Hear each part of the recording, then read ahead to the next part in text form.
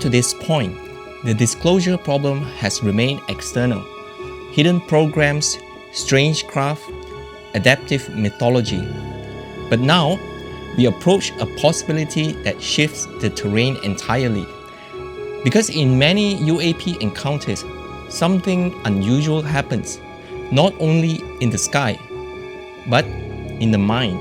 Consciousness, non-local consciousness, is the basis of the UFO phenomenon. Like, consciousness seems to be an access point for what we would call non-human intelligence, whatever that is. That science is now demonstrating what is being suggested out of the study of UAPs, that consciousness is the absolute essence of everything. If we could just admit to ourselves that reality is not what we think it is, I think we'd be in a far better situation. Yeah.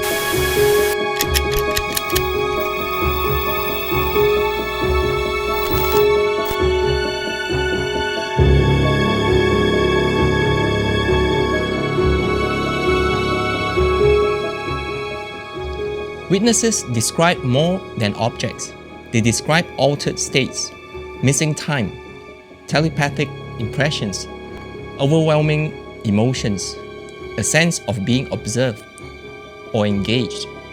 Military pilots report that objects respond intelligently to their maneuvers. Civilians describe experiences that blur perception and physical reality. In some cases, multiple witnesses share anomalous perception simultaneously.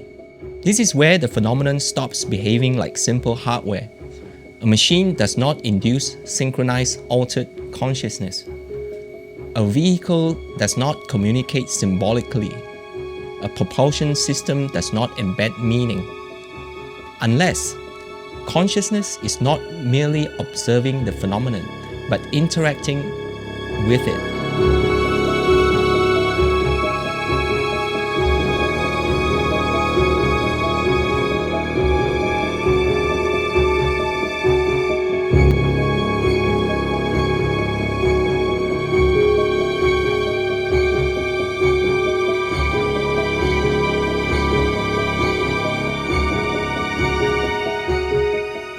This idea is deeply uncomfortable because modern institutions are built on a foundational assumption. Reality is independent of the observer. Matter exists first, mind interprets afterward. This is the materialist framework. But what if that framework is incomplete? Physics itself has already unsettled pure materialism. Quantum experiments reveal observer effects at microscopic scales. Information appears fundamental. Interpretations suggest that measurement participates in state resolution. They demonstrate that the observer cannot be cleanly separated from the observed at every level of reality. Light behaves like a wave, spreading through space, bending around corners, interfering with itself like ripples on water. But look closer, and it's made of individual particles called photons. Same with electrons. In the famous double-slit experiment, electrons fired at a barrier with two slits create a wavy interference pattern, like water. But when we try to observe which slit they go through, the wave vanishes. They act like particles again. It's as if reality chooses a form based on whether we're watching or not. Wave-particle duality tells us that even the smallest pieces of the universe are undecided. It challenges our classical view of cause and effect. It's like someone who performs differently based on who's watching. The universe is reactive. Now imagine that this relationship scales upward. Not just particles, but phenomena. Not just measurement devices, but human awareness. If consciousness plays an active role in manifestation, then the UAP phenomenon is not merely technological. It is participatory. And that changes everything. I regard consciousness as fundamental. I regard matter as derivative from consciousness. We cannot get behind consciousness. Everything that we talk about, everything that we regard as existing, postulates consciousness. John Wheeler, one of the most influential physicists of the 20th century, proposed a controversial idea that physicists are still debating to this day: the idea that we live in a participatory universe. Wheeler said to imagine a cosmic version of the double-slit experiment, where light from a distant quasar passes by a gravitationally lensing galaxy. It can go either to the left or to the right of the galaxy. Now here's the twist. We could choose to measure which path the light took, or we could choose to observe an interference pattern after the light has already passed the galaxy. But this choice, where we determine if a photon is a so-called particle or so-called wave, is made billions of years later, after the light began its journey. This idea is captured in his self-excited diagram, where the universe creates observer participancy, which in turn creates information, which creates the universe. Are we passive observers of a predetermined universe, or active participants in an ever-evolving interdependent web that we call reality?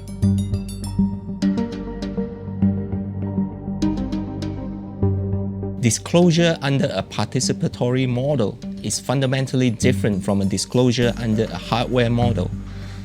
If non-human craft exist and are parked in hangars, disclosure is a matter of revelation. If the phenomenon involves consciousness interaction, disclosure is destabilization.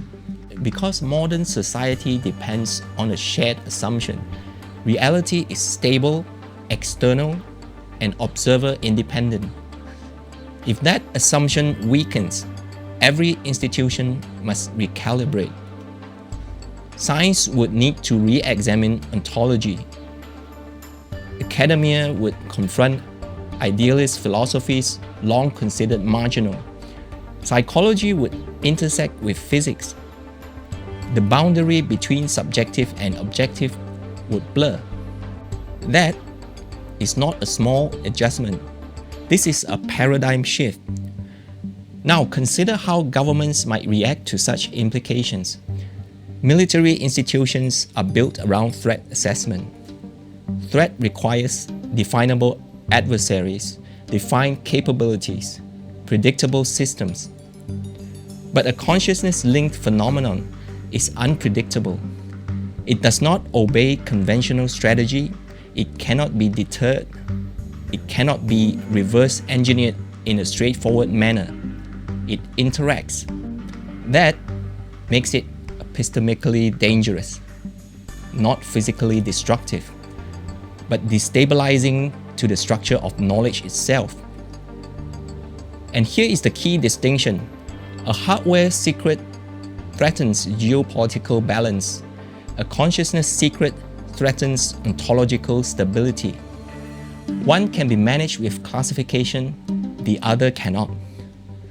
Because once the public begins to suspect that reality is participatory, interpretive fragmentations accelerates, competing metaphysical narratives proliferate, materialism weakens, religious systems reinterpret, conspiracy narratives intensify, media ecosystems amplify speculation, control becomes difficult. Government statements emphasize airspace safety, national security, unknown propulsion. They avoid telepathy, altered perception, symbolic messaging. The physical layer is manageable. The consciousness layer is destabilizing. Now pause and consider something deeper. If consciousness participates in manifestation, then disclosure itself may influence the phenomenon. Public attention could alter frequency. Belief systems could shape interpretation. Expectation could influence encounter. In that case, disclosure is not neutral. It becomes a variable. The act of revealing changes the revealed. This is not science fiction. In social systems, reflexivity is well documented. Markets respond to expectations, media coverage changes behavior, observations alters outcomes. If the UAP phenomena operate within a participatory framework, disclosure becomes recursive. The more attention it receives, the more it interacts. The more it interacts, the more destabilizing it becomes. In the early 1950s, one of the most unusual centers of UFO culture emerged at Giant Rock, a massive freestanding boulder in the Mojave Desert. The gatherings were organized by George Van Tassel, a former aircraft mechanic and airport operator who claimed ongoing communication with extraterrestrial intelligences. From 1953 to the late 1970s, Van Tassel hosted what became known as the Giant Rock Interplanetary Spacecraft Conventions, drawing thousands of attendees each year. At its peak in the mid-1950s, the event reportedly attracted 10,000 or more participants, making it one of the largest UFO gatherings in the world at the time. Van Tassel claimed he had been contacted in 1952 by an extraterrestrial intelligence named Solganda, who allegedly landed a craft nearby. According to Van Tassel, this encounter initiated ongoing telepathic communication with advanced beings. His central idea was that non-human intelligences could communicate with humans through focused thought, rather than radio or physical signals. Attendees gathered at night to watch the desert sky while attempting to mentally signal spacecraft. Witnesses sometimes reported flashing lights appearing overhead, moving stars that seemed to respond to signals, objects maneuvering after groups focused attention on them. The Giant Rock gatherings are historically important because they represent one of the earliest organized attempts to actively interact with the UFO phenomenon. Rather than simply observing strange objects, participants believed humans could initiate contact, influence sightings, communicate with non-human intelligence. The disclosure problem may not be primarily about hiding alien craft.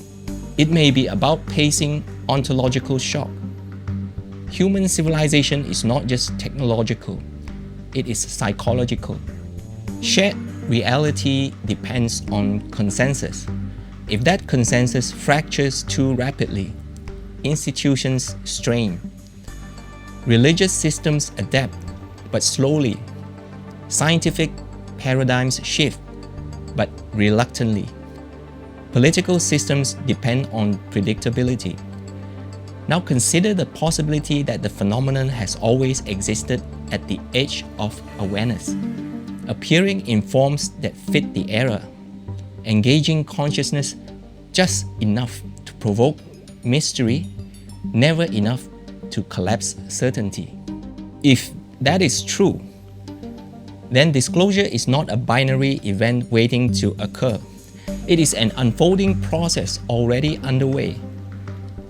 Perhaps what we call disclosure is simply the modern phase of a long interaction between human cognition and a phenomenon that resists full stabilization. This perspective reframes everything. The question is no longer, are they hiding alien craft? The question becomes, are we prepared for a participatory reality? It suggests that mind and matter are not separate domains, but layers of a unified system. And if that is correct, then the UAP phenomenon may sit at the interface between layers, sometimes appearing mechanical, sometimes symbolic, sometimes both simultaneously. Often what this entails is a person will see something. They will have an experience of a being, or some kind of telepathic communication with the aerial phenomenon itself, and this will shift their world. Which brings us to the final synthesis. If there are physical craft, they may represent one layer. If there are adaptive symbolic encounters, they represent another. If consciousness participates in manifestation, it connects them. And under that layered model, disclosure is inherently incomplete. Because no single layer tells the whole story. A photograph reveals hardware. It does not reveal participation. A radar return confirms objectivity. It does not explain perception. An altered state encounter suggests interaction. It does not negate physicality. The phenomenon straddles domains, and institutions are built to handle domains separately. Science handles matter. Religion handles meaning. Psychology handles mind. Military handles threat. But what happens when one phenomenon spans all four? It becomes difficult to categorize, difficult to communicate, difficult to disclose. Because disclosure requires language, and language requires categories. If the phenomenon destabilizes categories, communications falters. That may be the deepest layer of the problem. Not secrecy, not strangeness, but category collapse. And when categories collapse, institutions hesitate, perhaps not because they are malicious, but because they are structurally unprepared. In part 4, we will attempt a synthesis, a layered framework that reconciles hardware and high strangeness, secrecy and participation, politics and ontology. And we will confront the possibility that disclosure is not an event in the future, but a slow renegotiation of reality already in progress.